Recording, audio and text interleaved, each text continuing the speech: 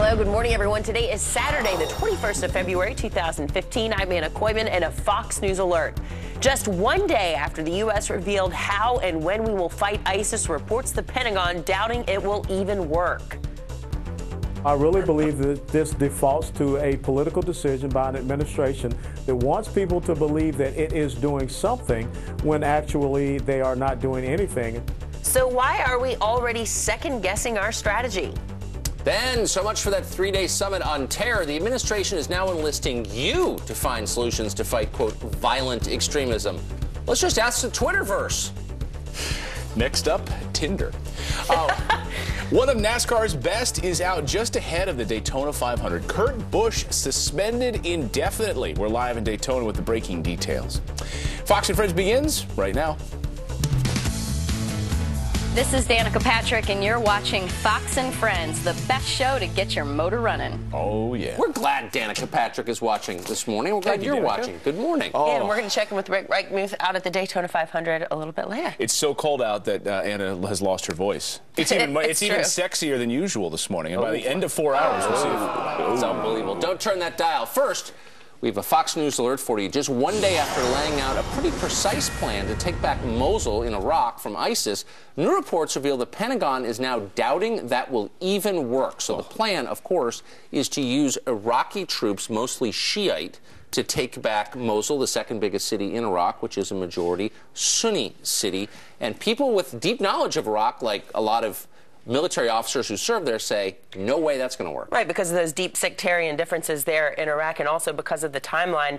This new report coming to us from the Daily Beast from some anonymous sources. They said that they were dubious and that their partners in the Iraqi military, the troops supposed to lead the offensive, would be capable of conducting such a campaign by then. And not all of them are totally anonymous. Some military officials who served and fought in Iraq, who took land and made sure that against the Iraqi army at the time, have gone on the record to say that, look, this is going to take months to accomplish. This isn't something you can go in and hope to do it with a few airstrikes. They're saying, look, what we did with Kobani, the Syrian town where we went in, it was wide. It was a wide area. There were not a lot of civilians nearby. We were able with airstrikes to get back part of that land again. This is going to take months because ISIS has built trenches. They've built barricades. They have civilian government there. They have civilians in human shields, which they are not afraid to use. Arguably, it's the capital of their caliphate, too. So these military sources are saying ISIS is going to want to fight till the very last drop of blood for Mosul. But wouldn't you, if you were the president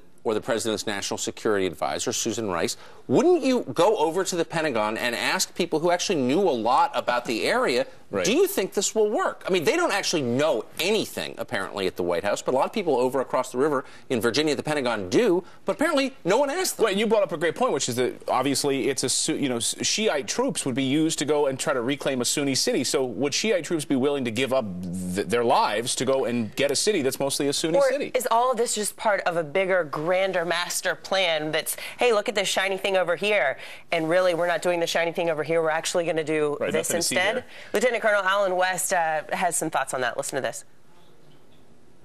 Maybe the Obama administration is using this as some type of deception for a grander plan or strategy, which I really doubt. So I really believe that this defaults to a political decision by an administration that wants people to believe that it is doing something when actually they are not doing anything. And so they're going to divulge this plan. Just the same as we see nothing being done to help the Ukrainians against the onslaught of Russia, we're not seeing any action really be taken by this administration in the Iraq-Syrian theater of operations. Don't worry. And don't worry, the administration has solutions, but they want help, right? They're not going over the Pentagon to get their answers. They're taking to Twitter because they want to find out if you have any ideas on how to tackle violent extremism. In fact, this is a State Department tweet yesterday. I thought this was a joke, and I thought this was like an Onion headline, but it's not. It says, we want your input. Share solutions you think are critical to countering violent extremism. So in other words, we have no idea. We just convened a three-day summit with much fanfare, much publicity, many of their water carriers in the press hyping this meeting. It's going to discover an answer to this problem of violent extremism, whatever that is. Right. And in the end, we have no clue. Do you have any idea out there on Twitter? Well, Senator Tom Cotton from Arkansas had some ideas about this. Meanwhile, he had served in the 101st Airborne Division, so he knows a thing or two about this and using special forces to infiltrate these areas. There he is. He tweeted back. He said, "Glad you asked. I have some ideas. Retweet State Department. We want your input." And so he went through a laundry list of ideas. He said, first of all, why don't we use the 101st Airborne Division? Use a carrier strike group. A C-130, Tomahawk Strike, Navy SEALs, Forward Air Controller, A-10 Warthog, Special Forces. He went on the list all the way down. This is what the government should use. So, folks at home, Pretty what funny. do you think? Take to Twitter and let us know your thoughts. Do you think the State Department should be asking for civilians' help in ways to fight ISIS? And maybe you've got some ideas of your own. Let us know. But if you're sending out on Twitter, how do we fight violent extremism? It's not even clear what that means. What is violent extremism? The problem is Islamic extremism, which is not, it's a specific thing, not a general thing. Right. They can't even define it.